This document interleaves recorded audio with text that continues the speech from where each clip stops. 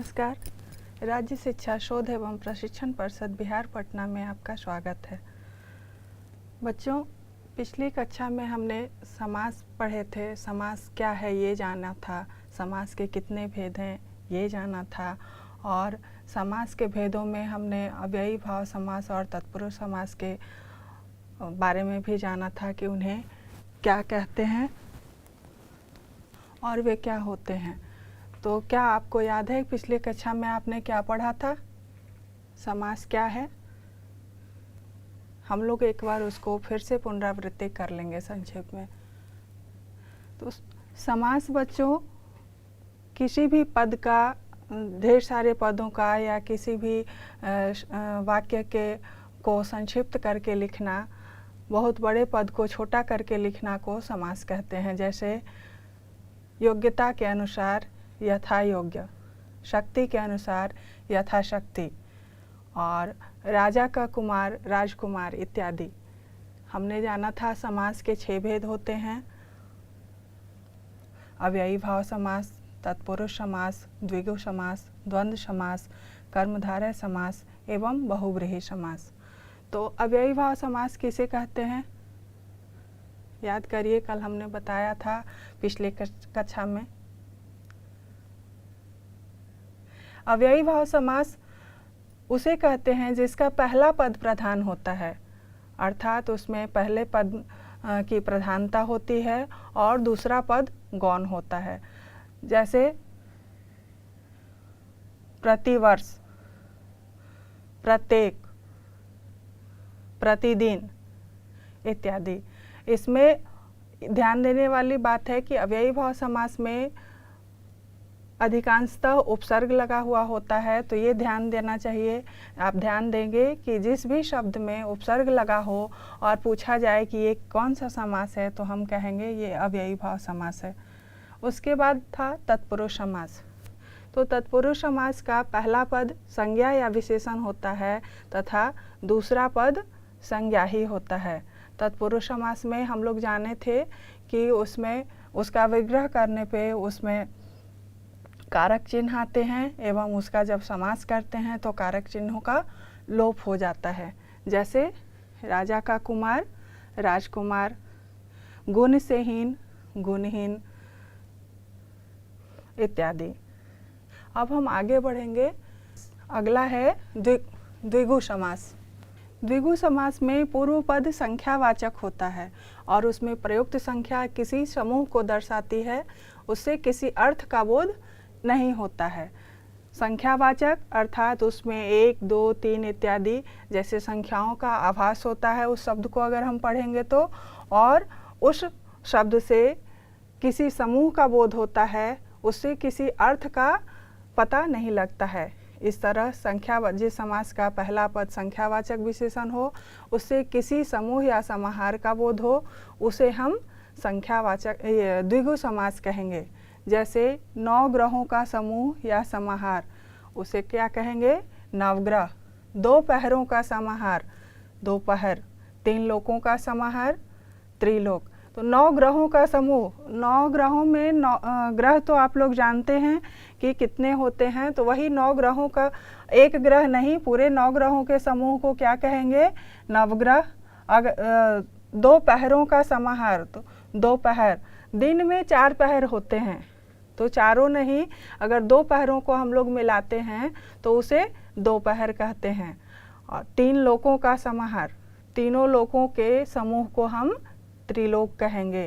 5 शेरों का समूह, 5 शेरों का समूह मतलब 5 kg, तो उसे हम क्या कहेंगे? पंसेरी कहेंगे। 3 भुजाओं का समाहार, त्रिभुज। इसी तरह से कुछ और भी शब्द होंगे इसमें बनेंगे, आप लोग सोचिए। जैसे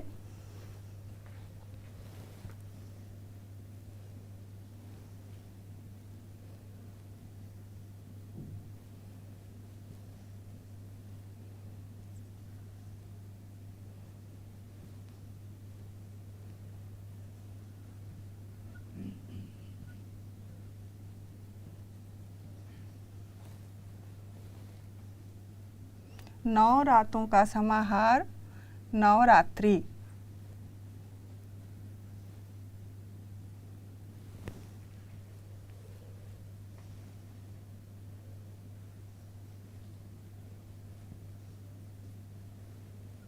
5 तत्वों का समाहार,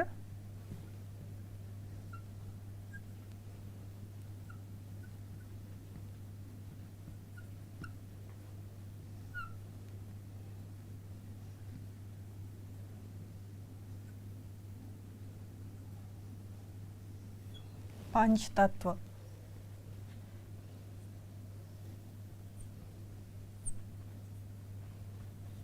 तीन मासों का समाहार,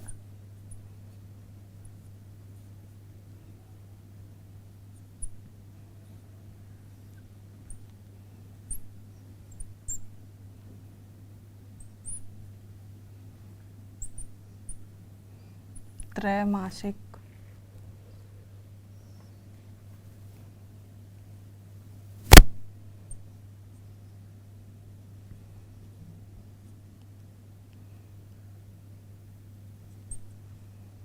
सौ अब्दों का समाहार,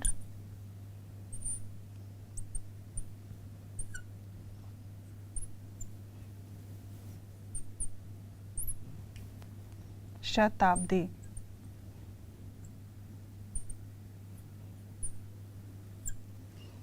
बच्चों, इन सभी को आप अपने अभ्यास पुस्तिका में नोट करते जाएंगे। अब ये देखिए, 9 रातों का समाहार, अगर 9 रात को एक शब्द में बोलना है तो हम लोग एक शब्द में क्या बोलेंगे उसे? नवरात्रि। 5 तत्व अगर हैं तो उनको एक शब्द में क्या बोलेंगे? पंचतत्व। और 3 मास का मतलब 3 महीना का अगर एक बार में बोलना है तो हम लोग त्रैमासिक बोलते हैं। और 100 अब्दों का समाहार यानी 100 सालों को, अगर 100 साल को एक बार में बोलना है तो हम लोग उसके समूह को तो शताब्दी बोलते हैं। अब द्विगु समास के भेद। तो द्विगु समास के 2 भेद होते हैं, समाहार द्विगु समास और उत्तर पद प्रधान द्विगु समास। तो समाहार द्विगु समास का मतलब होता है समुदाय या समूह इकट्ठा होना या समेटना। जैसे 5 वटों का समाहार, तो 5 वटों का समाहार को हम लोग पंचवटी कहेंगे। वट मतलब वाटिका, फुलवारी। अगर 5 फुलवारियों का समाहार है तो उसे हम पंचवटी नाम देंगे। 4 राहों का समाहार है तो उसे हम चौराहा कहते हैं। जैसे चौराहा जानते हैं ना, जहाँ से 4 दिशाओं में रास्ता निकलता है, तो उसे 4 राहों का समाहार कहते हैं और एक शब्द में उसे हम लोग चौराहा नाम देंगे। उसी तरह से उत्तर पद प्रधान द्विगु समास, इसका दूसरा पद प्रधान रहता है और पहला पद संख्यावाची होता है। जैसे 5 प्रमाण, पंच प्रमाण। तो 2 पहियों वाले वाहन को हम क्या कहेंगे? द्विचक्र कहेंगे। 2 बार जन्म लेने वाले को हम क्या कहेंगे? द्विज कहेंगे। उसी तरह से द्विगु समास के कुछ और भी उदाहरण हो सकते हैं, आप सोचिए और बताइए। जैसे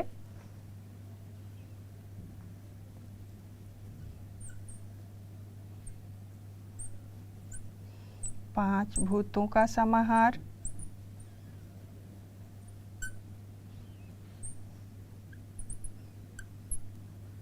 पंचभूत।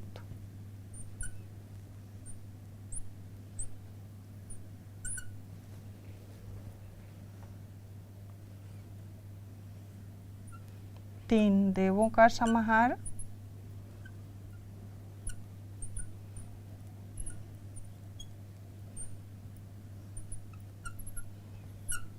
त्रिदेव।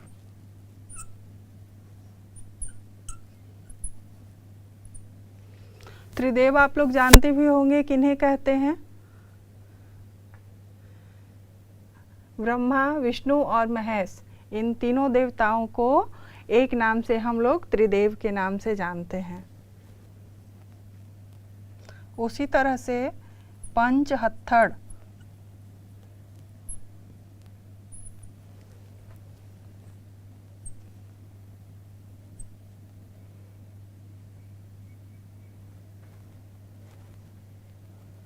पांच हत्थड़ को हम लोग पंचहत्थड़ बोलते हैं।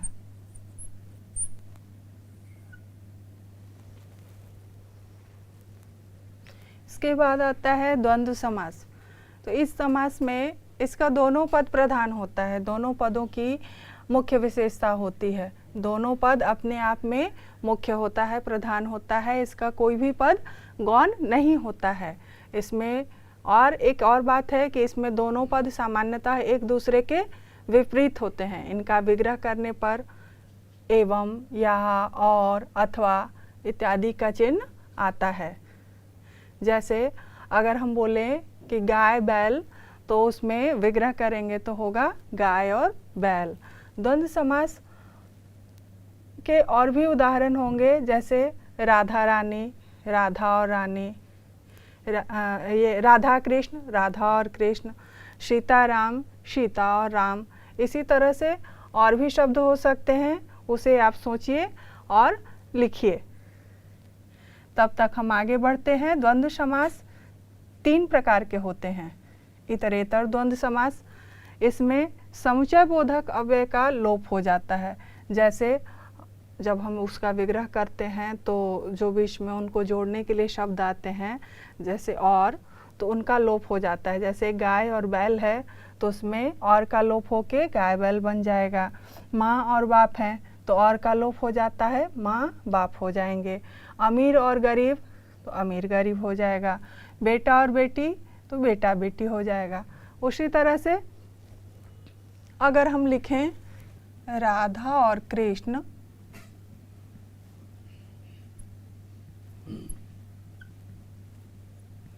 तो इसका क्या हो जाएगा, राधा कृष्ण।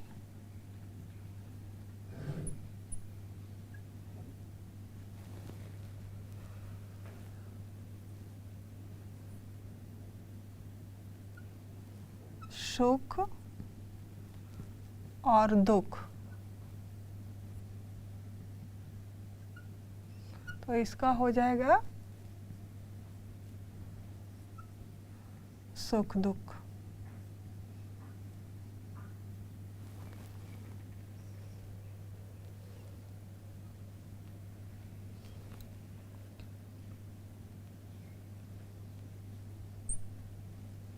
माता और पिता,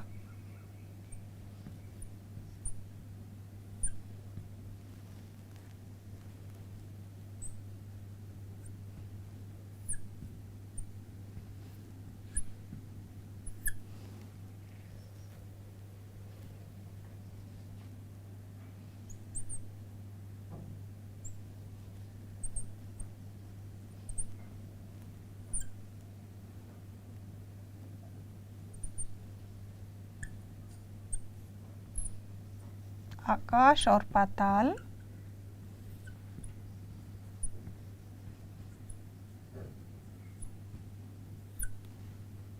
आकाश पाताल।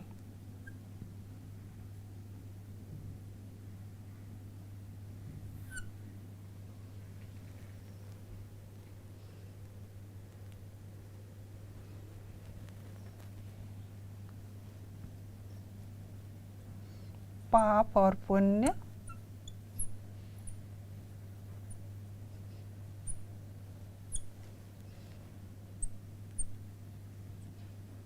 पाप पुण्य।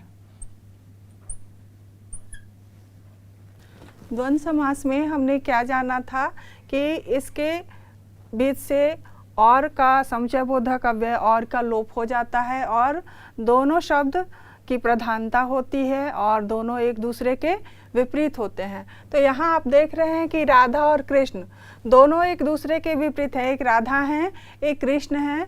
और दूसरी बात, दोनों की प्रधानता है, न राधा की प्रधानता कम है न कृष्ण की प्रधानता कम है। और जब हम उसका समास बनाते हैं तो यहाँ पे और का लोप होके राधा कृष्ण हो जाता है। उसी तरह से सुख और दुख, ये दोनों भी एक दूसरे के विपरीत हैं। जहाँ सुख है वहाँ दुख नहीं और जहाँ दुख है वहाँ सुख नहीं। तो इसको भी जब हम एक करते हैं तो सुख और दुख से और हट जाता है और सुख दुख हो जाता है। उसी तरह से माता और पिता, तो माँ पापा भी एक दूसरे के विपरीत होते हैं। तो माता और पिता को जब हम एक संधि करेंगे उसका, तो माता और पिता का माता पिता हो जाएगा। आकाश और पाताल, ये दोनों शब्द भी एक दूसरे के विपरीतार्थक शब्द हैं, दोनों अलग अलग हैं, इसलिए इससे भी और जब हम हटाते हैं तो आकाश और पाताल हो जाता है, एक ऊपर और एक नीचे, पाप और पुण्य। तो पाप जहाँ हमारे गलत कामों का हिसाब लगाता है, वहीं पुण्य हमारे अच्छे कर्मों का हिसाब लगाता है। तो ये दोनों भी एक दूसरे के विपरीत हैं। जब हम कोई अच्छे काम करते हैं तो कहा जाता है कि हमने पुण्य का काम किया है, और अगर गलत काम करे हैं तो उसे कहते हैं कि ये आपने अच्छा नहीं किया है, ये पाप है। तो उससे भी जब हम और को हटाते हैं तो पाप और पाप पुण्य हो जाएगा। द्वंद्व समास का अगला उदाहरण है, अगला भेद है वैकल्पिक द्वंद्व समास। तो वैकल्पिक द्वंद्व समास का मतलब होता है इस समास में दो पदों के बीच में या फिर अथवा आदि विकल्प सूचक अव्यय लगे हुए होते हैं, वो छिपे हुए होते हैं। जैसे अगर हम कहते हैं कि पाप पुण्य, तो पाप पुण्य में पाप और पुण्य भी हो सकते हैं, लेकिन पाप या पुण्य भी हो सकते हैं।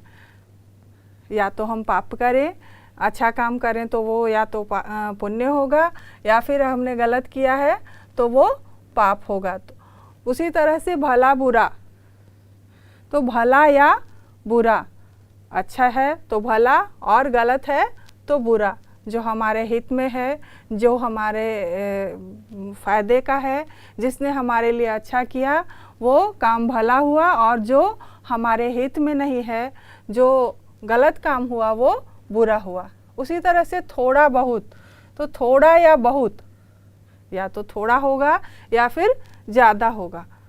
जैसे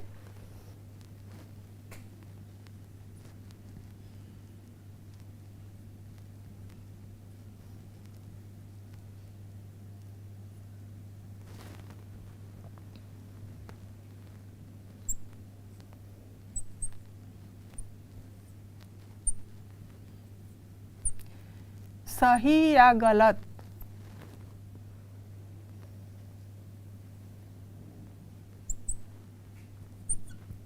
बड़ा या छोटा,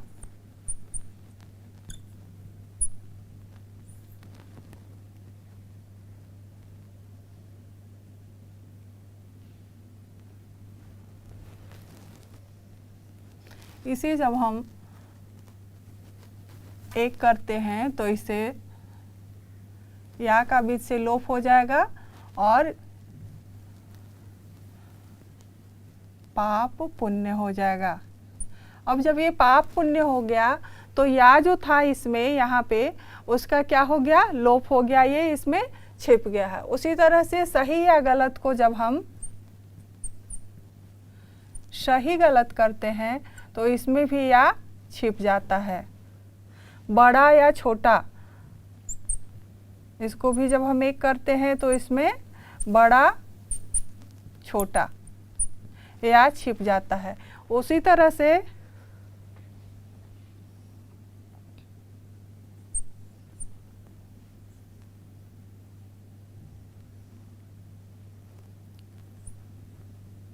सीता अथवा गीता, इसको अगर हम एक करेंगे तो यहाँ हो जाएगा सीता गीता।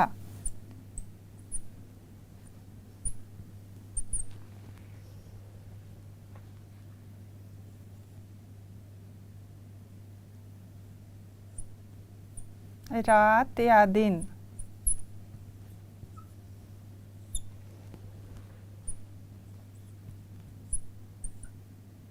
रात दिन। उसी का अगला भेद होगा समाहार द्वंद्व समास। समाहार द्वंद्व समास में जब द्वंद्व समास के दोनों पद समुच्चय बोधक से जुड़े होने पर भी अलग अलग अस्तित्व नहीं रखकर एक समूह का बोध कराते हैं। समुच्चय बोधक शब्द से जुड़े होने का मतलब, जैसे यहाँ पे पाप और पुण्य है, पाप पुण्य है,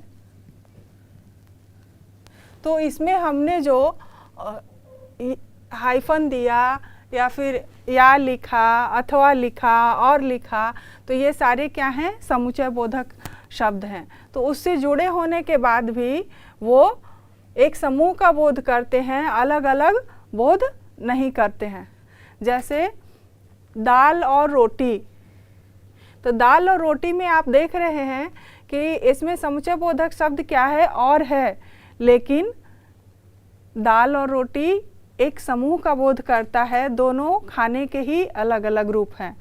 तो खाने के की जब बात आएगी तो उसमें दाल और रोटी दोनों आते हैं, वो एक ही समूह के चीज़ हैं। उसी तरह से हाथ और पाँव, हाथ और पाँव में भी ये शरीर के ही अंग हैं, अलग नहीं हैं, इसलिए ये भी समूह का बोध कराते हैं। आहार और निद्रा, आहार और निद्रा दोनों हमारे स्वास्थ्य से जुड़े हुए हैं और दोनों ही हमारे जीवन के लिए बहुत ही आवश्यक चीज़ है। पूर्ण आहार नहीं होगा तो हमारे लिए सही नहीं होगा, और अगर निद्रा भी पूर्ण नहीं होगी तो जीवन के लिए सही नहीं होगा। व्यक्ति को स्वस्थ रहने के लिए शुद्ध आहार और पूर्ण निद्रा दोनों जरूरी है। उसी तरह से ये व्यक्ति के स्वास्थ्य से जुड़ा हुआ है और दोनों एक ही समूह का चीज़ है। बच्चों, आप स्क्रीन पे देख रहे होंगे कि नीचे कुछ समासिक पदों के नाम दिए गए हैं।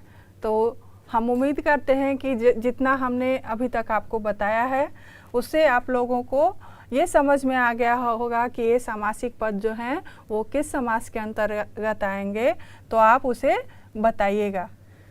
जैसे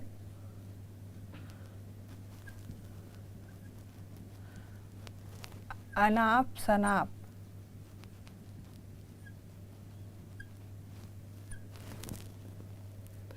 तो इसे अनाप शनाप जो है वो दोनों शब्द अलग अलग हैं, वे इसका होगा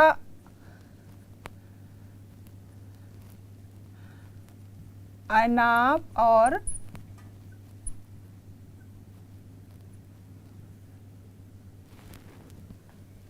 अनाप और शनाप के जैसा या के तरह। ये दोनों शब्द अलग अलग हैं लेकिन बोध एक ही समूह का कराते हैं। अनाप शनाप का मतलब हुआ कि हम कुछ भी बेमतलब की बात अगर हम बोलते हैं तो कहा जाता है कि कुछ भी अनाप शनाप बोल रहे हैं, मतलब वैसी बातें बोल रहे हैं जिसका कोई मतलब नहीं है। तो अनाप शनाप के तरह होगा, और ये किस में आएगा, किस समास में आएगा? द्वंद्व समास में आएगा। द्वंद्व समास में आएगा। जैसे द्विचक्र,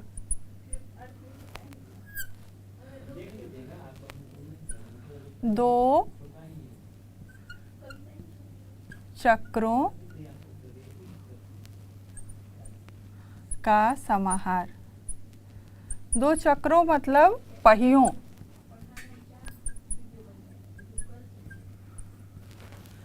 तो दो द्विचक्रों का समाहार मतलब दो पहियों का समाहार, उसे हम क्या कहेंगे?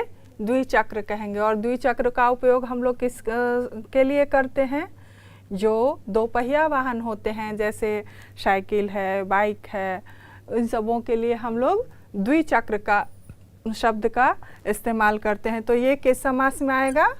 ये द्विगु समास में आएगा, क्योंकि द्विगु समास का पहला पद संख्यावाचक होता है और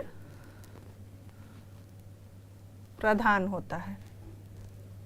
अगला है, देखिएगा आप लोग, जीव जंतु।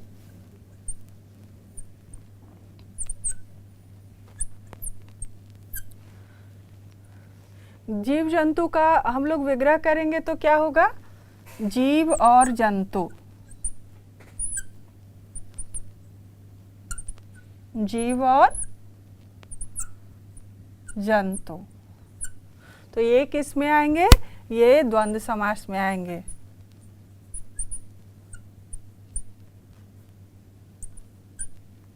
क्योंकि इसमें दोनों पदों की प्रधानता है।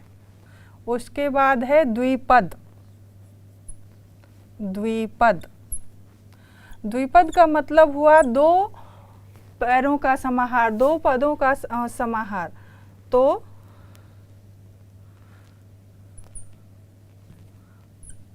दो पैरों का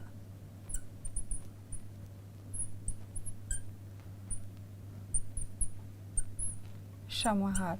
तो इसके लिए हम लोग एक शब्द का प्रयोग करते हैं, द्विपद। और द्विपद किसे कहेंगे?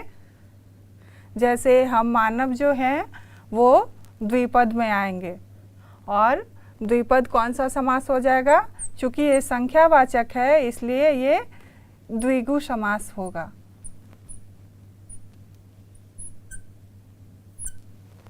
बच्चों, द्विपद में संख्यावाचक में एक और ध्यान देने की चीज़ है कि अगर किसी पद का दोनों पद संख्यावाची हो, जैसे 34, इसमें अगर इसका हम विग्रह करेंगे तो होगा 4 और 30।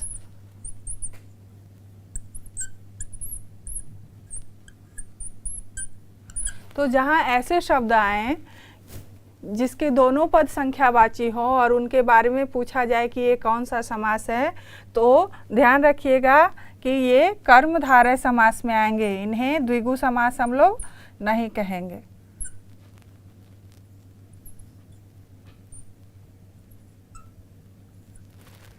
उसी तरह से 37,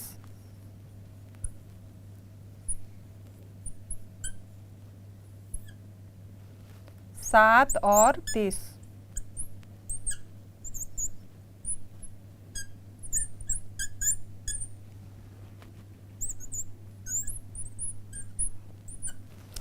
चूंकि इसमें भी दोनों पद संख्यावाची हैं इसलिए ये भी कर्मधारय समास में ही आएगा।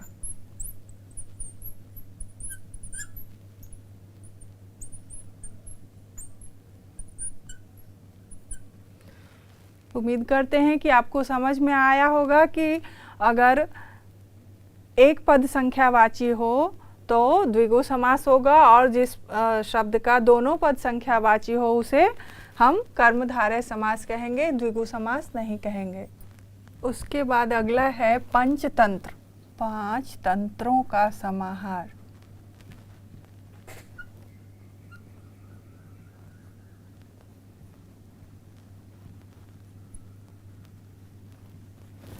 तो ये कौन सा समास में आएगा बच्चों? क्योंकि इसमें पहला पद संख्यावाची है इसलिए ये द्विगु समास में आएगा।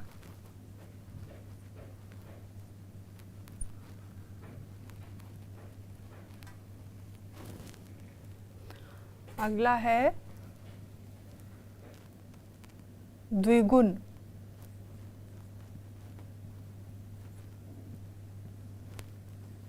द्विगुण का मतलब होता है दो प्रकार के गुण। तो दो गुणों का समाहार।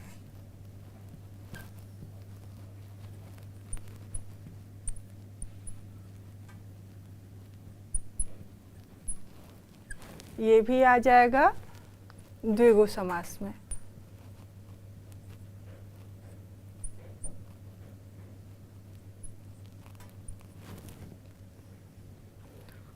उसके बाद है चौमासा।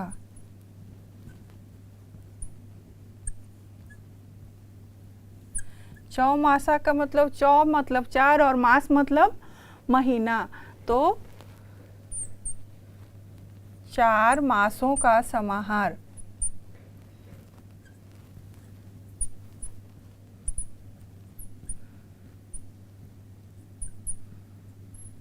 जैसे 3 मासों के समाहार को हम लोग त्रैमासिक कहते हैं, त्रैमासिक, उसी तरह से 4 मासों के समाहार को हम लोग चौमासा कहते हैं। तो ये भी द्विगु समास में आ जाएगा।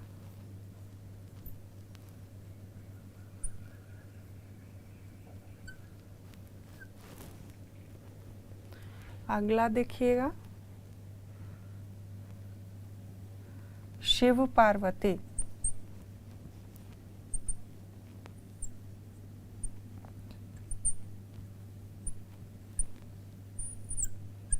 ये क्या है? इसका अगर हम लोग विग्रह करते हैं तो होगा शिव और पार्वती।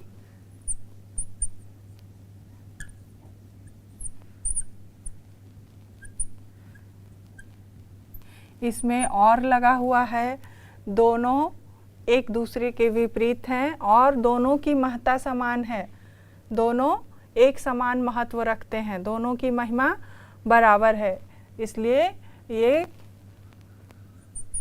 द्वंद्व समास में आ जाएगा।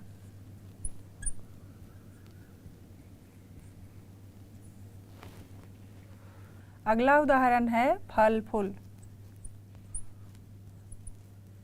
इसका विग्रह क्या होगा बच्चों? इसका विग्रह होगा फल और फूल। फल खाकर हम स्वस्थ होते हैं और फूल जो है हमारे जीवन को सुगंधित करता है, सुरभित करता है, पूजा पाठ के काम आता है, सजावट के काम आता है, इसलिए फल और फूल दोनों ही महत्वपूर्ण हैं। ये भी हो जाएंगे द्वंद्व समास।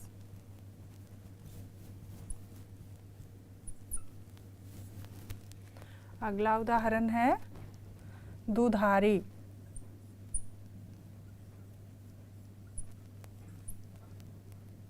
दुधारी का मतलब होता है दो धारों वाला, दो धारों वाला।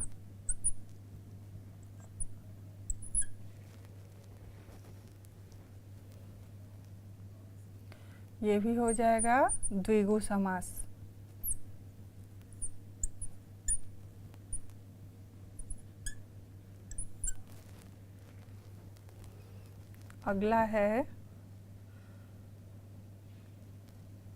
अगला उदाहरण है हमारा आग पानी।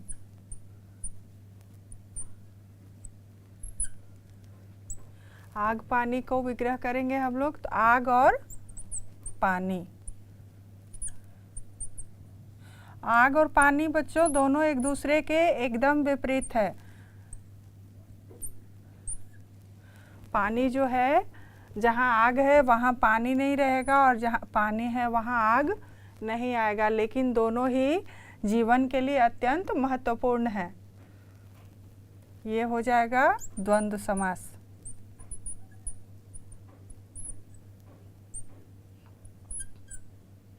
आप सब इसे नोट करते जाएंगे। अगला है कपड़ा लत्ता।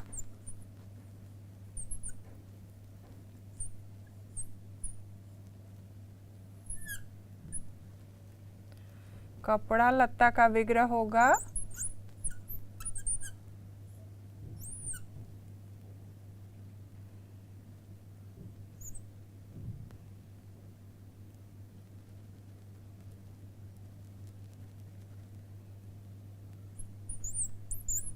कपड़ा लत्ता के तरह।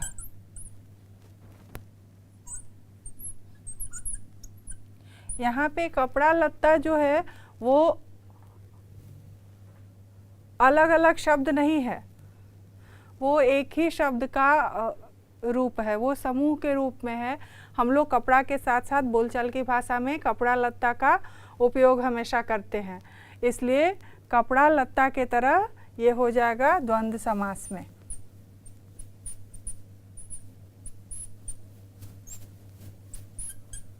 अगला है गुण दोष।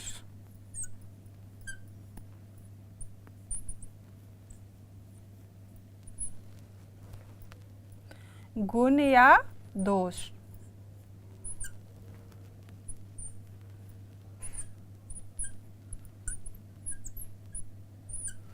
अगर हमारे अंदर कोई गुण है तो वो हो सकता है, और गुण नहीं है तो वो दोष भी हो सकता है, जिसे हम अवगुण भी कहते हैं। तो गुण या दोष भी हो जाएगा द्वंद्व समास।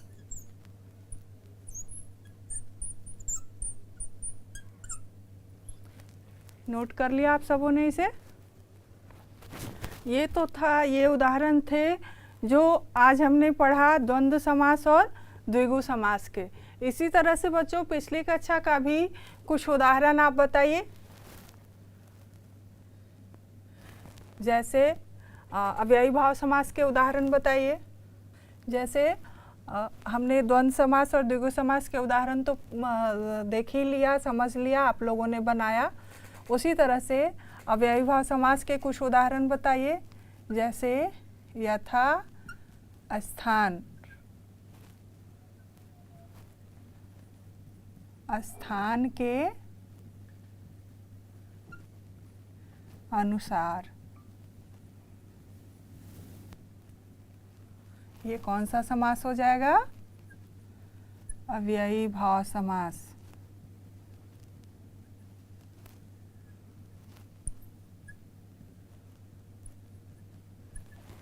यथा योग्य,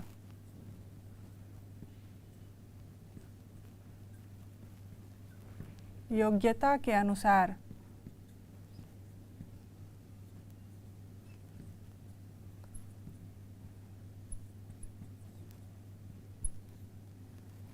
ये भी हो जाएगा अव्ययी भाव समास। उसी तरह से अब तत्पुरुष समास के एक उदाहरण बताइए।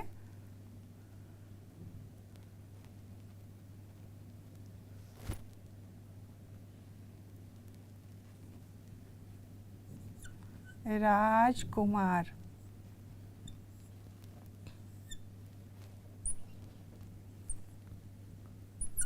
राजा का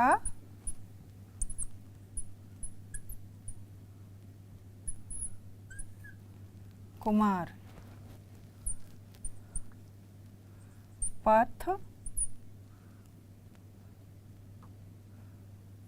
भ्रष्ट,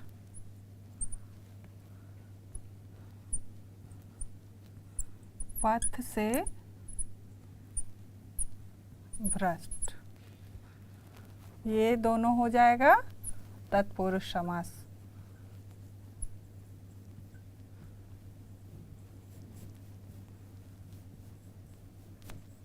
बच्चों, आज के कक्षा में बस इतना ही। फिर हम अगली कक्षा में इसके और भाग के साथ आप लोगों के सामने उपस्थित होंगे और हम लोग जानेंगे इसके आगे का कि द्वंद्व समास के बाद कर्मधारय समास किसे कहते हैं, बहुव्रीहि समास किसे कहते हैं, तो उन्हें हम जानेंगे। तब तक आप लोग भी इसे पढ़िएगा घर में और बनाइएगा। धन्यवाद बच्चों, नमस्कार।